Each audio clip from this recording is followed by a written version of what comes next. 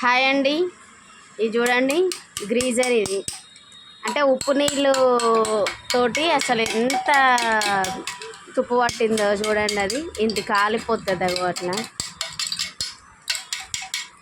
చూడొకసారి నాకు చూపి దగ్గర. ఇగో ఇందులో ఉన్న హీటర్ చూడండి ఒకసారి, ఉప్పు నీళ్ళతోటి ఎట్లా అయిందో. ఇది గ్రీజర్లు పాడైపోయింది, ఇది మొత్తం కాలిపోయింది. ఇది గ్రీజర్ అసలు ఎట్లా ఉంటాయో చూడండి గ్రీజర్లు.